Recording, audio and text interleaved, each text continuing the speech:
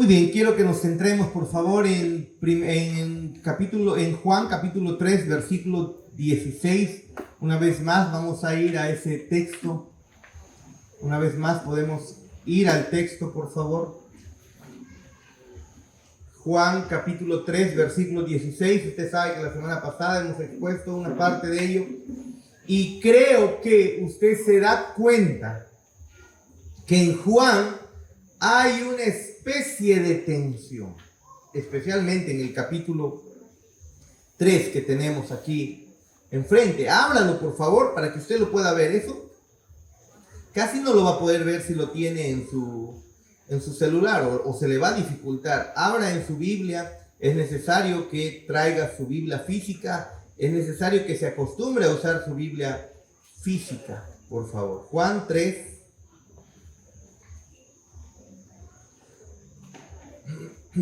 Aunque nos vamos a centrar en Juan capítulo 3. Unas sillitas más, por favor, ahí. Juan capítulo 3, versículo 16. Quiero que una vez más vea usted aquí desde el versículo 8. Después de que Jesús y Nicodemo están conversando, Jesús le dice a Nicodemo: tienes que nacer de nuevo. Nicodemo no entiende qué significa eso de nacer de nuevo. ¿Cómo puedo volver al vientre de mi madre para volver a nacer? Él sabe que en lo natural eso es imposible. No puede ocurrir eso, no puede suceder. Ninguna persona vuelve al vientre de su madre para volver a nacer. Solo en las películas puede ocurrir eso, o en la imaginación. Pero en el mundo natural, en la providencia natural ordinaria de nuestro Dios, como mencionaba el hermano Manuel, eso no va a ocurrir. Nuestro Dios ha ordenado cómo es que debe providencialmente funcionar este universo. ¿No es así? Así que, y ocurre que nacemos una vez, pues. No, nadie ha nacido dos veces. Alguien pudiera haberse salvado de alguna muerte, algún accidente, y dice: he vuelto a nacer, ¿no? Pero eso es solamente una expresión, nada más. En realidad, nacer, volver al vientre de su madre, nadie lo puede hacer. Y aquí entonces, cuando Jesús le dice: tienes que volver a nacer, el que no naciere de nuevo no puede ver el reino de Dios, le dice en el versículo 3. Nicodemo no lo comprende, y entonces Jesús, versículo 5, le dice: de cierto te digo que el que no naciere del agua y del espíritu no puede entrar en el reino de Dios. Lo que es nacido de la carne, carne es, y lo que es nacido del espíritu, espíritu es. No te maravilles que te dije: os es necesario nacer de nuevo. Y aquí viene el texto que crea tensión con Juan 3:16, porque dice: el viento sopla de donde quiere y oyes su sonido, mas ni sabes de dónde viene ni a dónde va. Así es todo aquel que es nacido del Espíritu Santo, ¿no? Jesús le está diciendo que no está hablando no se refiere de un nacimiento físico. Nadie lo puede hacer. Nadie puede volver al vientre de su madre. Lo que Jesús está diciendo: nadie puede tener comunión con Dios. Nadie puede entrar al reino de Dios si primero no nace de nuevo. Y está hablando de un nacimiento espiritual. Cada ser humano nace muerto espiritualmente, lejos de la comunión con Dios. Y entonces Jesús le dice: tienes que nacer de nuevo. Tu espíritu tiene que nacer de nuevo. Y eso lo hace solamente Dios. Y en el versículo 8, es el bien, como el viento sopla de donde quiere y oye su sonido y no sabes ni a dónde, ni de dónde viene, ni a dónde va. Así es todo aquel que es nacido del Espíritu. Aquel que es nacido de nuevo, es Dios quien lo hace nacer de nuevo. Ahí tú no intervienes. Yo quiero que presten atención en esto, por favor, para aquellos que de repente la semana pasada han estado ahí medio extraño con la enseñanza que hicimos, ¿no? O sea, para que se den cuenta la atención. Cristo está diciendo: no es de la soberanía humana, por así decirlo, que una persona se convierta y se arrepienta y nazca de nuevo. Eso es producido por el Espíritu Santo. Como el viento se mueve por donde quiere, como quiere, y tú no lo puedes controlar, de la misma manera es el obrar del Espíritu Santo en una persona que nace de nuevo. Es Dios quien soberanamente hace nacer de nuevo a una persona. ¿Vamos bien? Pero, versículo 16, y esa es la atención.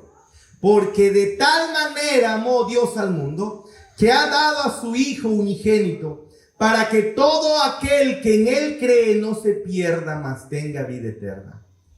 Y ahora Juan pareciera que nos está diciendo que Dios amó de una manera increíble al mundo, y claro que lo hizo, pero que ese amor que Dios entregó al enviar a su Hijo en la cruz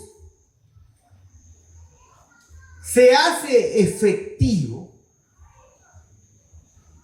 para la persona cuando esta persona hace algo voluntariamente. Creer. Y pareciera que este texto está aislado de la soberanía de Dios, más bien está conectada con la voluntad, sola voluntad del ser humano. Nos preguntamos al ver este pasaje, Juan 3:16, ¿cómo es que Dios nos ama? ¿No es así? ¿Cómo es que Dios ama al mundo? Y la respuesta maravillosa es entregando a su Hijo en la cruz para morir por nosotros. ¿No es así? Entonces, cuando uno quiere explicar el versículo 8 y teniendo en mente el versículo 16, constantemente lo que se hace es desmerecer a uno y solo levantar el otro. O desmereces el versículo 8 y levantas el versículo 16, o opacas el versículo 16 y levantas el versículo 8. Eso pareciera lo que está ocurriendo acá, y esa es la tensión que los teólogos han encontrado en las escrituras. Pareciera que es algo extraño, porque otra vez el versículo 8 dice que el Espíritu de Dios sopla a donde quiere y da vida a quien Él quiere. El viento sopla donde quiere, oyes su sonido, pero tú no sabes de dónde viene ni a dónde va. Así es todo aquel que nace del Espíritu. Es decir, Dios es libre y Dios es Él y no nosotros quien tiene la palabra final y decisiva en cuanto a quienes van a nacer espiritualmente, a quienes de entre los rebeldes, de entre los pecadores, de entre los muertos, quienes van a ser resucitados, quienes van a pasar a vida nueva. Es Dios quien tiene la soberanía sobre ellos, es lo que el versículo 8 nos está diciendo, si nos damos cuenta.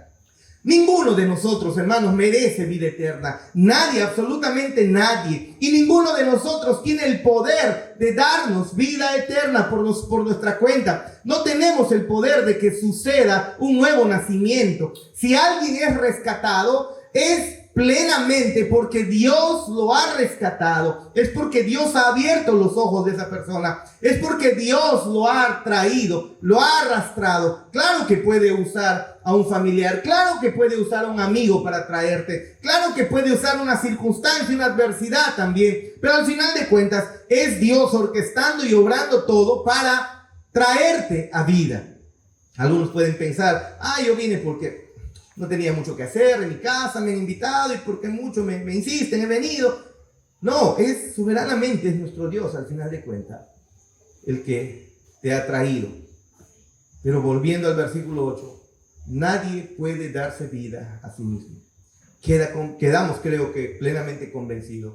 Esto viene solamente de Dios. Pero por otro lado, el pasaje de Juan 3:16, cuando dice que de tal manera amó Dios al mundo, que ha dado a su Hijo unigénito, para que todo aquel que en Él cree no se pierda, mas tenga vida eterna. Entonces, pudiéramos decir que Dios entonces ama a todos y ofrece a todos vida eterna, y la misma vida que encontramos en el versículo 8. Y eso no es cierto. Espero estar teniendo la, no sé si decir, habilidad de poder llegar a tu entendimiento y puedas ver esta tensión. Pareciera que en Juan 3:16 se está ofreciendo salvación, o no ofreciendo, sino asegurando salvación a cada persona. ¿Lo puedes ver? Pareciera. Y entonces algunos conectan esta vida que Dios, esta manera de amar de Dios al mundo, entregando a su Hijo, Es la misma vida que Dios da a través del Espíritu en el versículo 18. Pero no es así, lo hemos visto la semana pasada. El gran amor con que el Padre nos ha amado es el amor que envió a su Hijo a morir en la cruz y luego, de manera general, lo ha ofrecido a cada ser humano para que todo aquel que en él crea no se pierda, mas tenga vida eterna. Pero lastimosamente ningún ser humano va a acercarse a Dios arrepentido por sus pecados. Y entonces el amor de Dios se completa cuando Él, en la eternidad pasada, lo vimos la semana pasada, no se escogió, no se eligió para que tú y yo creamos en Él. ¿Se acuerdan? Eso ha ocurrido.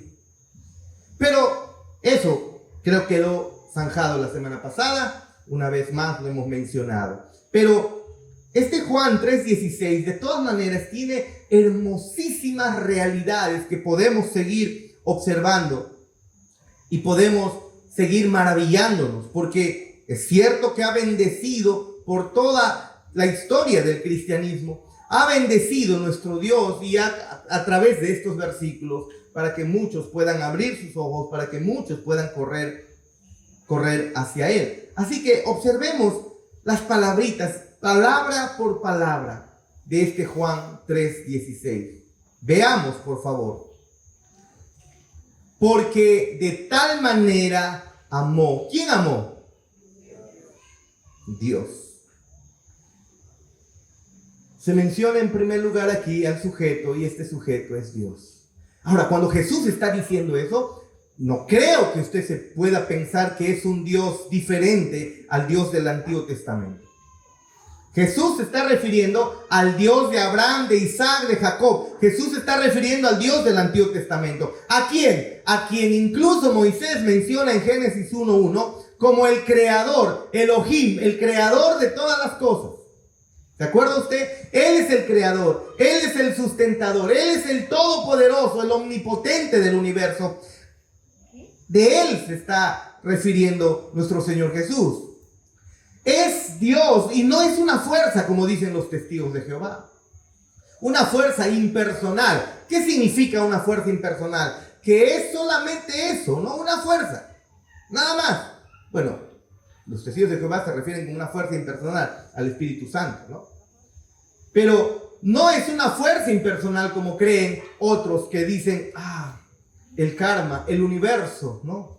Que se alineen las estrellas y entonces la energía del universo, es decir, Dios, que es energía, se canaliza a través de ti y entonces tú solamente tienes que desear cosas positivas y el universo se alinea con lo que tú dices y entonces va a ocurrir. Esa es la base del evangelio del decláralo, recíbelo, que inunda, ¿no? Tú solamente visualízalo y luego háblalo. Y tanto hablarlo, te vas a alinear con el universo, con la energía cósmica y se va a hacer realidad. Eso, hermanos, no es ni siquiera parte de lo que no comenzó con el cristianismo moderno. Eso viene desde hace muchísimo tiempo, ¿no? La metafísica no es algo que el cristianismo lo ha enseñado desde sus inicios. Pero Él es personal y no es una fuerza. Es aquel que ha creado el universo. Es aquel que se ha comunicado desde el Antiguo Testamento con todos los personajes que encontramos en las Escrituras. Es el Dios que se ha revelado a Israel. Es el Dios que le ha dado sus leyes a Israel. Y queda demostrado que ese Dios no es una fuerza, es personal. No es fuerza. Es decir, es una persona. ¿Y qué significa que sea una persona? Pues que piensa. Si tú tienes un campo electromagnético, entonces ahí tienes una fuerza, algo así. Pero esa fuerza piensa. Esa fuerza siente. Esa fuerza quiere algo. No es una fuerza nada más. Bajo los principios físicos que Dios ha creado, esa fuerza está actuando pues como eso, como fuerza. ¿Cómo qué? ¿Un vector? ¿Qué es? Algo así. Es una fuerza que está actuando. No es una persona. No piensa. No siente. En cambio, nuestro Dios, porque de tal manera hay una persona, y se menciona ahí en el texto, Dios, no una persona. ¿no? Sino 3 personas sabemos en la Trinidad. Pero este Dios es personal, por eso no podemos decir es una persona, ¿no? Es personal porque en la Trinidad hay 3 personas. Él piensa, Él quiere, Él siente, y hay algo que no nos dicen siempre. Al ser personal, Dios también ama y Dios también odia. Eso no nos dicen, ¿no? Sonríe, Dios te ama. Bonita frase que está pegado por muchos lugares, pero también debería estar pegado, arrepiéntete, porque Dios te odia. Eso no nos agrada escuchar. Pero volvamos a la idea. No es una fuerza, es un ser personal. 3 personas, Padre, Hijo, Espíritu Santo. Piensa, quiere, siente, pero también ama y también odia.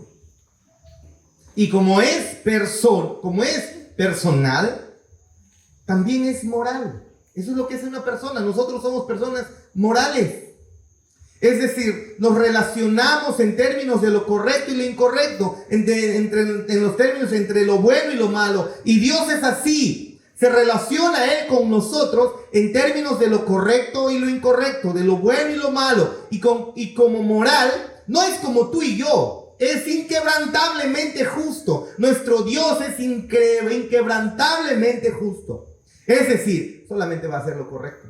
Solamente va a hacer lo que es justo, lo que es santo, lo que es correcto. Y es Él quien define lo que es correcto y lo que es justo. Él hace lo correcto al pensar. Él hace lo correcto al sentir. Él hace lo correcto al actuar.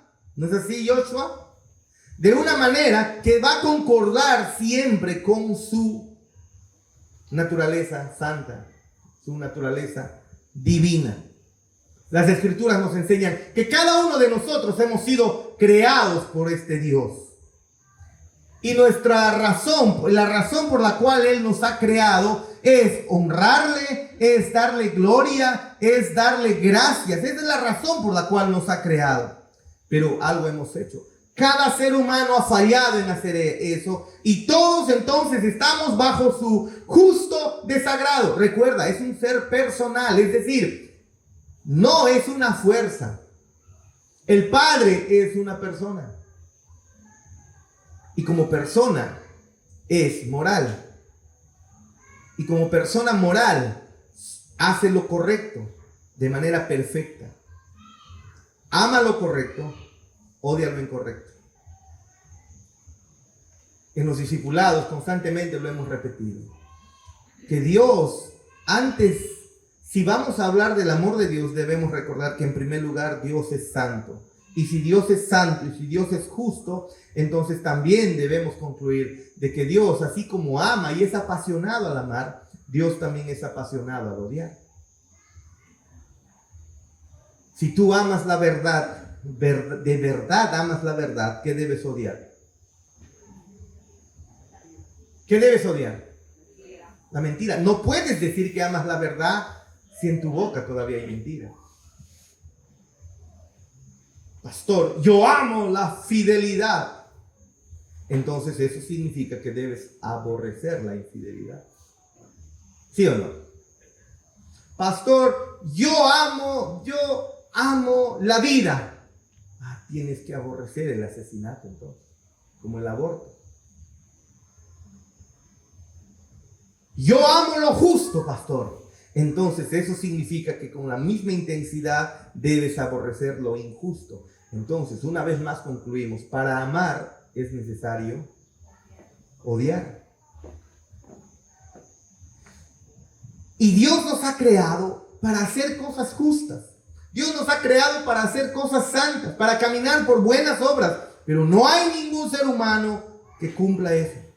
Y entonces, en su justicia y su santidad, Dios, con justicia y sin dejar de lado su santidad, Dios responde con odio hacia aquello que no es santo, justo. Y eso es lo que hace que Juan 3:16 sea valioso, hermanos. Que sea tan necesario y que sea tan valioso. Porque describe la manera en que Dios está actuando, a pesar de que las Escrituras enseñan que Dios aborrece al pecador, que Dios detesta la inmundicia, detesta todo aquello que no es santo. ¿Por qué lo detesta? Porque Él ama la santidad. Y si Él ama la santidad, Él ama la justicia, Él va a aborrecer todo aquello que sea contrario a ello. Y tú y yo incurrimos constantemente en injusticia y pecado. Eso hace que Juan 3:16 sea maravilloso, hermano. Porque describe entonces ese actuar maravilloso de nuestro Dios para rescatarnos de esa condición. Envió a su Hijo. Pero analicemos una palabrita más. De tal manera amó. ¿Quién amó? Dios. ¿A quién? Al mundo. ¿Ves? ¿Qué palabra está usando aquí Juan para describir la palabra mundo? Bueno, se refiere en realidad a la totalidad creada, a la humanidad total.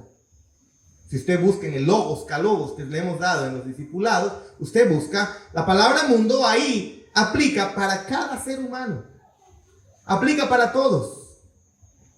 Por ejemplo, en Juan 7:7 dice: el mundo no puede odiarlos a ustedes, pero a mí me odia, porque yo doy testimonio de que sus obras son malas. Ahí está usando la misma palabra para mundo en el griego. En Juan 14:17 dice: el Espíritu de verdad, al cual el mundo no puede recibir, porque no lo ve ni lo conoce. Miren ustedes, como paréntesis, al cual el mundo no lo puede recibir. Porque recibir, creer es lo mismo, ¿sí? ¿Se dan cuenta cómo es que el ser humano no puede ni siquiera creer por su propia cuenta? Pero la palabra ahí es mundo, se refiere es la misma palabra usada en el griego aquí, cuando en Juan 3:16 dice: porque de tal manera amó Dios al mundo. Esa es la manera en cómo Juan está usando esta palabra. Es la gran masa de la humanidad caída que necesita salvación. Eso es. Es la cantidad incontable de seres humanos que han nacido, que nacerán, que nacieron, pero que pero estas personas, de este número incontable que han nacido, que nacerán, de este número incontable al que él se refiere mundo, de ese mundo que están pereciendo, de ellos proviene el todo aquel que nosotros vemos en la segunda parte del versículo. ¿A qué se refiere la palabra mundo entonces, Cristian? En general a todos los que se están perdiendo.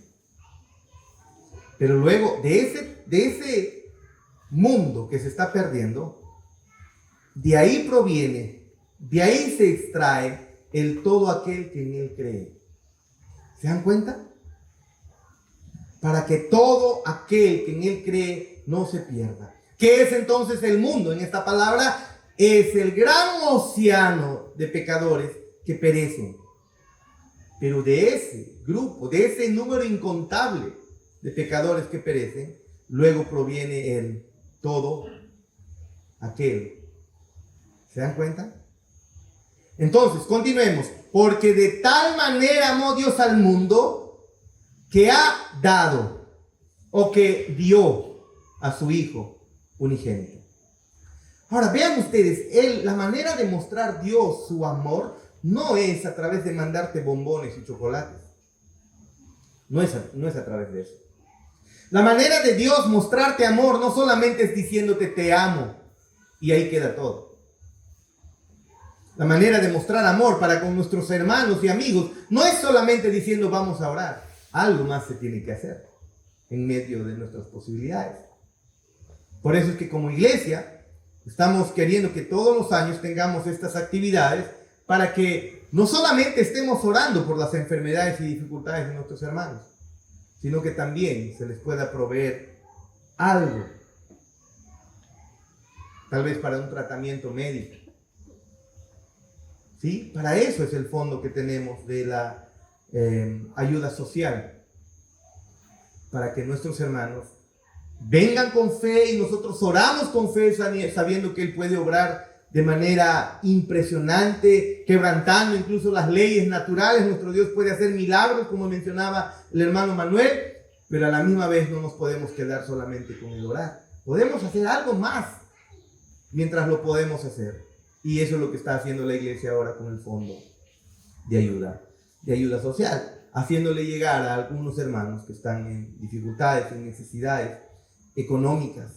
Pero vean ustedes, nuestro Dios cuando amó, no solamente dijo te amo, sino que, ¿qué hizo? Dio. Hizo algo. Dio. ¿Qué dio?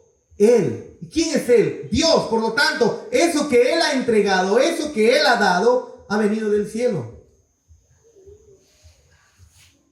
Pero no solamente fue entregado y vino del cielo, sino que también se nos dice que ese regalo o esa manera de Dios amar, entregando, dando a su Hijo, no solamente lo entregó para que viva una vida en la tierra perfecta y luego recogérselo, sino lo entregó para morir.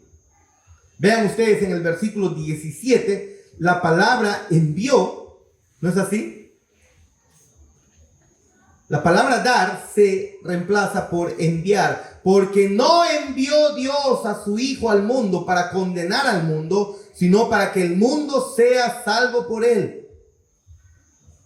Si te das cuenta, la entrega que Dios está haciendo en el versículo 16 es el envío de Dios, de que su Hijo fue enviado al mundo en una misión desde el cielo, si te das cuenta.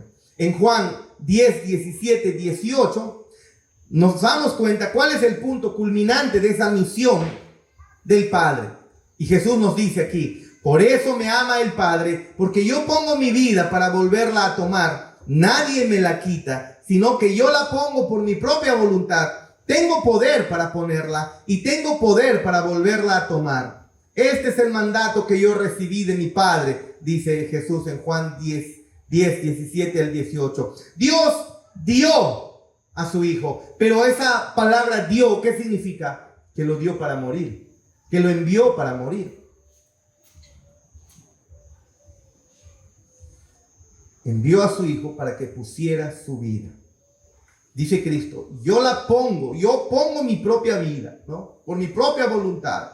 Ese es el mandato que recibí de mi Padre. Así que cuando volvemos a Juan 3:16 y cuando dice, porque de tal manera amó Dios al mundo que dio a su Hijo, el dar de Dios es enviando a su Hijo a una misión. Y la misión era morir. ¿Para qué envió Dios a su Hijo a la tierra? Para morir. Esa es la manera de Dios amarnos, ¿no? No te dijo, te amo solamente, sino que envió a su Hijo a entregar su propia vida. ¿Tú harías eso? ¿Tú harías eso? César, por ejemplo, cogería a su hijo y le dice, ¿sabes qué, hijo? Tengo una misión para ti. Quiero que hagas algo por mí. Tengo algunos enemigos que merecen morir, merecen perecer. Pero quiero que tú vayas y en lugar de que ellos mueran, quiero que mueras tú para que ellos puedan tener comunión conmigo. ¿Harías eso, César? ¿Enviarías a tus hijos por tus enemigos para que muera tu hijo en lugar de tus enemigos? No, pero justamente eso es lo que hizo el Padre. El problema, hermanos, es que nosotros, el ser humano, no se considera enemigo de Dios. Y eso es porque solamente nos muestra que todos somos hijos de Dios, y eso es algo que las Escrituras no enseñan. La Biblia no enseña que cada ser humano que nace es hijo de Dios. Hijo de Dios en el sentido de que Él nos ha dado vida, sí, pero hijo de Dios en el sentido de relación con Él, de comunión con Él, no lo somos. Cada ser humano nace enemistado con Dios. Sus pecados han hecho una distancia entre Dios y nosotros. Pero Él entregó, nos amó de tal manera que envió. ¿Pero envió a quién? Fácil, ¿no? Si de repente César quiere, ya está bien, voy a reconciliarme con mis enemigos, así que vaya el hijo de mi enemigo, ¿no? O que vaya el hijo de otro. Así es mucho más fácil. Pero Dios dice, de tal manera amó Dios al mundo que dio a su hijo único o a su unigénito hijo. Y esto es algo con lo cual los musulmanes van a tropezar, pues. Porque los musulmanes no creen que Dios tenga un hijo. No lo creen. No lo creen. Pero las escrituras nos enseñan que Jesús es el eterno Hijo de Dios. Ahora, no es hijo de Dios porque Dios tuvo relaciones sexuales con María, como algunos incluso en la historia han querido interpretar este texto así. ¿Cómo puede venir Jesús? Tiene que venir a través de, y piensan en biología. ¿Cómo vienen los hijos? Pues un varón y una mujer se juntan y no, la abejita con la florcita se juntaron y está. Y piensan eso en biología y entonces piensan que nuestro Dios tuvo relaciones sexuales con María. Es algo absurdo, porque cuando nosotros volvemos a Juan capítulo 1, versículo 1, nos dice claramente que en el principio estaba Jesús. Antes de que todo sea creado, estaba Jesús. Y que Jesús estaba al lado con Dios y que Jesús es Dios. Es decir, se nos está presentando a Jesús antes de que el universo sea creado, antes de que María sea creada. ¿Y qué nos dice eso? Que Jesús es Dios. Cuando dice, de tal manera amó Dios a su Hijo, este Hijo es el mismísimo Verbo de Dios encarnado. Es Dios mismo. No es distinto de Dios. Está con Dios. Estaba con Dios, dice Juan 1:1. Y siempre existió. Nunca fue creado. Eso es lo que las escrituras enseñan. Jesús no fue creado. Jesús no fue engendrado. O no tuvo un inicio. Las escrituras nos muestran que Jesús eternamente es. Que el Padre no le dio inicio al Hijo. Que el Padre, el Hijo y el Espíritu Santo eternamente han existido juntos. Y la relación que ellos han adoptado es la primera persona, la relación de Padre. La segunda persona adoptó la relación de Hijo. Y la tercera persona es el Espíritu Santo. Nadie le dio vida a nadie. Los tres han existido por toda la eternidad. Por lo tanto, no puede haber nacido no pudo haber iniciado su existencia con María. Por eso sabemos que María no es la madre de Dios. María es la madre de la humanidad de Jesús, pero no de la persona de Jesús. Y luego vemos el versículo 14 que dice, y el Verbo se hizo carne y habitó entre nosotros y vimos su gloria, gloria como del unigénito del Padre. Se hizo carne. Este Hijo de Dios se encarnó y usó como instrumento a María. ¿Pero qué más? Este Hijo de Dios se distingue del Dios el Padre y se distingue del Espíritu Santo. Cuando nos dice que en el principio era el Verbo y el Verbo estaba con Dios y el Verbo al final era Dios. Estaba con Dios. Es diferente y después nos dice, es Dios. ¿Quién es entonces a quien el Padre está enviando a morir por nosotros? No es otra persona más que Jesús, su Hijo, el Dios, la segunda persona de la Trinidad, el Dios Hijo. No está enviando a un ángel, no está enviando a un serafín, no está enviando a un querubín, hermanos. Siempre decimos en los discipulados, si a mí me piden entregar a Joshua para salvar a uno de ustedes va a morir, porque no voy a entregar a Joshua. Y lo mismo sucede con usted.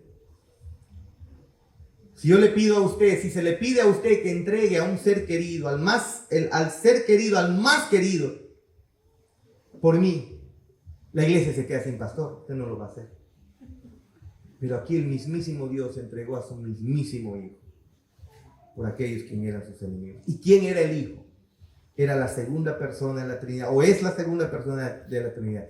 Es Dios Hijo. Pero sigue diciendo el texto: porque de tal manera amó Dios al mundo que ha dado a su Hijo unigénito, para que todo aquel que en Él crea, miren ustedes, para que todo aquel que en Él crea. ¿Qué significa? Que no todo el mundo se va a beneficiar de lo que Jesús vino a hacer. Solo aquel que en Él cree. El resto se va a perder. El resto va a perecer. El resto no va a tener vida eterna. ¿Qué más? Para que todo aquel que en Él cree. ¿Qué significa esa palabra? Significa abrazar algo como verdadero. Algo como real, verdadero. Eso es lo que significa. Y en tercer lugar, hay otra palabrita más que Juan tiene en mente para la palabra creer. Juan 1, del 11 al 12 dice: Jesús a los suyos vino y los suyos no lo recibieron, mas a todos los que le recibieron, a los que creen en su nombre, les dio potestad de ser hechos hijos de Dios. Para Juan, el creer es igual que recibir. Recibe a Jesús en tu corazón. Sí, te recibo. No, no es así, es creer. Creer y recibir está usado de manera como sinónimos aquí para el apóstol Juan. Es creer en todo lo que Él ha dicho que Él es. Pero recibirlo, creer y recibirlo como que, como lo que Él es. ¿Y quién es Él, Jonathan? ¿Quién es Jesús? El mismísimo Dios que vino a entregar su vida por ti. Hermanos, a mí me ha sorprendido increíblemente el hecho de que el cristianismo se resume a algo tan simple, pero a la misma vez tan profundo. No se requiere, para ser hijos de Dios, para reconciliarse con Dios, no se requiere tanto, por así decirlo, pero a la misma vez se requiere mucho. No se requiere tanto en el sentido de que no se requiere que tú tengas buenas obras. No se requiere que tú hagas algo especial. No se requiere de que tú tengas la fe de Abraham o la fe de aquellos que hacen en las escrituras, que han hecho milagros a través del poder de Dios. La fe de Moisés para abrir el mar rojo. No se requiere esa fe para tener vida eterna. Se requiere creer en que Jesús es lo que Él dice que es Él. Y si te das cuenta, ¿quién dijo Jesús que es Kevin? El Hijo de Dios. Pero también en Juan 6:35 Jesús dice: yo soy el pan de vida. Yo soy el verdadero alimento. El que viene a mí nunca tendrá hambre y el que en mí cree nunca tendrá sed. Así que creer significa venir a Jesús y recibirlo como ese alimento y como la bebida que satisface no el cuerpo físico, sino el alma. El alma.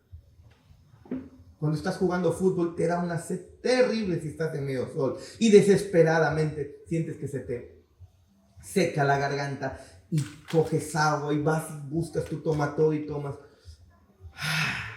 Quieres refrescar, si está heladito mejor. Creer en Jesús es eso.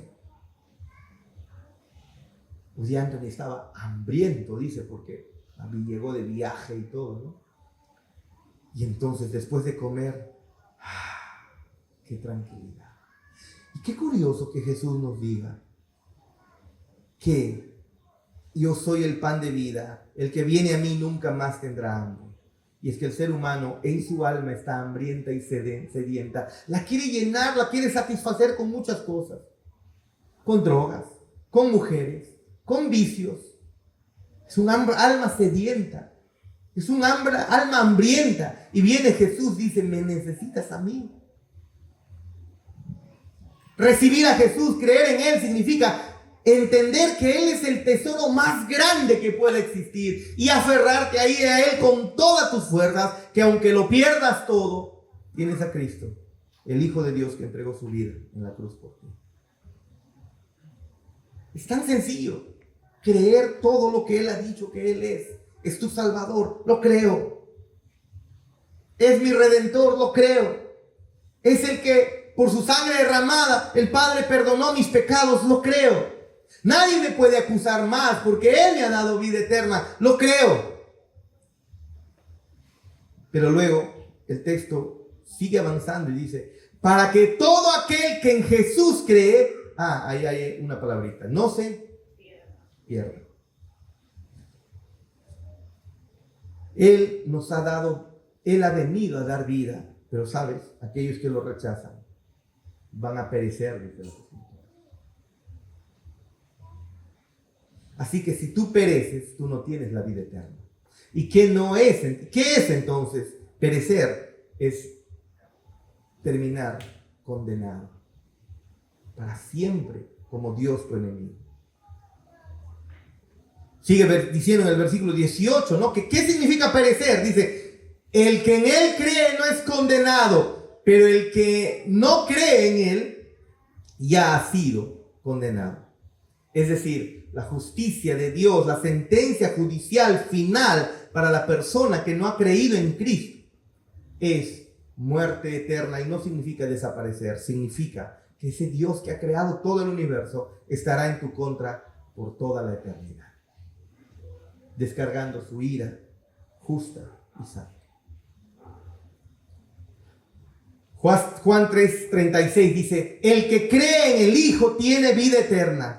El que rehúsa obedecer al Hijo no verá la vida, sino que la ira de Dios permanece sobre él. Cada ser humano nace con la ira de Dios sobre él. ¿Sabes? Tus problemas no son tus deudas. Tus problemas no son tus enfermedades. Tus problemas no son sentimental, que te abandonaron, que te dejaron, que se rompió tu hogar tal vez, o que te robaron, o que se quemó tu casa, o que perdiste algo valioso. No, esos no son los verdaderos problemas. El verdadero problema de cada ser humano es que si no cree en Cristo, si no lo recibe como Señor, como Salvador, arrepentido de sus pecados, va a perecer. Eso es el verdadero peligro que pesa sobre cada ser humano.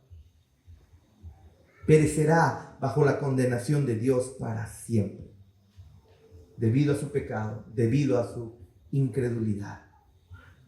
Eso es lo que significa perecer, pero sigue diciendo el texto, porque de tal manera amó Dios al mundo que ha dado a su Hijo unigénito, para que todo aquel que en Él cree no se pierda, más bien, ¿qué va a tener? Vida eterna. Vida eterna. ¿Sabes? Algunos piensan, los que no creen en Cristo entonces no van a tener vida eterna, y piensan en vida eterna en el sentido de que nunca van a dejar de existir. No, déjame decirte, cada ser humano, una vez que ha sido engendrado, ni siquiera estoy hablando de abortos, estoy hablando de cada ser humano una vez que ha sido engendrado, nunca deja de existir. El alma que Dios le ha dado, o el espíritu que Dios le ha dado, es eterno, nunca desaparece. Nunca. Aunque el cuerpo pueda caer a la sepultura, aunque esa personita pudo haber sido abortada y ni siquiera haberse formado por completo, no, una vez que ha sido engendrado y cuando Dios le da un espíritu, nunca deja de existir. Así que perderse y no tener vida eterna no significa que una persona al final desaparece y que los que creen en Cristo sí van a vivir para siempre. Ambos van a continuar viviendo para siempre. Ambos.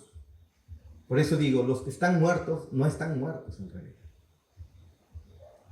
Están vivos. Su alma está viva. Su alma está viva. Su espíritu está vivo. Alma o espíritu es lo mismo. Están vivos. Entonces, ¿qué se refiere a vida? Se refiere a que el Espíritu Santo le trae a comunión con el Padre. Y ahora por toda la eternidad, después de morir biológicamente, tendrás la comunión favorable de Dios. La comunión de Dios a tu favor. ¿Y qué significa perecer entonces? Que después de morir biológicamente, tendrás eternamente a este Dios omnipotente en tu contra y para siempre. Y a eso se le conoce como infierno. Y sabes, no dura 100 años. Es una eternidad. Es una eternidad.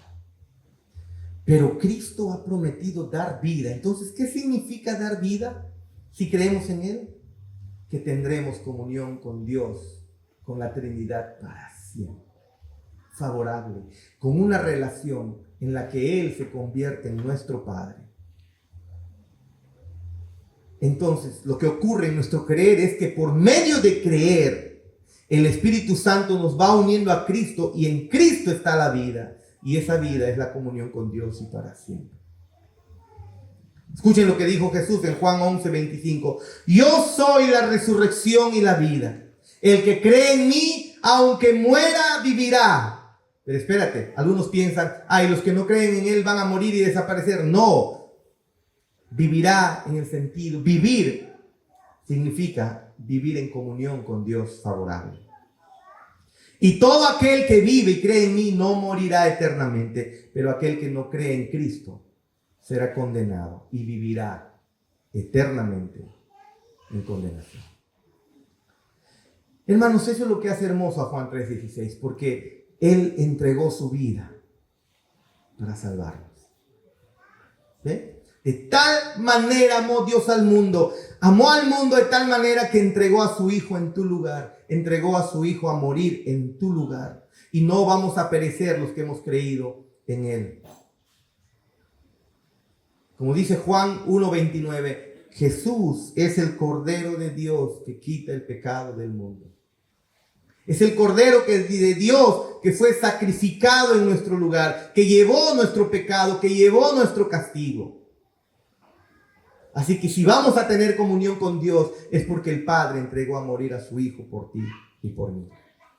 Y la ira de Dios que estaba sobre cada ser humano es retirada, es quitada y se nos da vida eterna, vida que no la merecíamos. Ahora, hermanos, yo entiendo y sé que este tipo de enseñanzas no es como para que estemos jajaja y jijiji como a veces ocurre. Este tipo de enseñanzas es algo que a tu carne y a mi carne no le agrada mucho. Desearíamos de repente que seamos más chistosos, ¿no? Que le metamos un poquito más de sazón. Pero hermanos, las cosas que realmente nutren muchas veces no son dulces, ¿no? Y las Escrituras nos enseñan que esta es la realidad del Evangelio, que Dios entregó a su Hijo a morir por tus pecados. Ahora terminemos, pero con una pregunta. ¿Usted vive ese perdón? ¿Usted ya tiene vida eterna? Usted ya es de los que cree, lo que dice Juan 3, dice, pero todo aquel que en Él cree, ¿usted es aquel que ya tiene vida eterna? ¿O usted todavía es de aquellos que está en condenación? ¿Usted ya considerado, ya es hijo de Dios? ¿O usted todavía vive en rebelión con sus pecados y usted no es hijo de Dios? ¿Es usted de los que ha creído en Jesús? ¿Es usted de los que ha recibido a Jesús como su mayor tesoro? Que entiende que en este mundo, en medio de las dificultades que pueda ocurrir, el mayor tesoro es Cristo.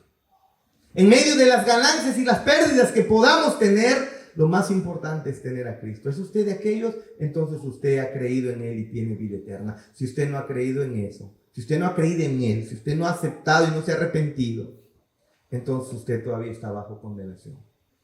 Y qué bueno que haya venido en esta noche, porque el Señor recibe con brazos abiertos a todo aquel que en Él cree y se arrepiente. Pongámonos de pie.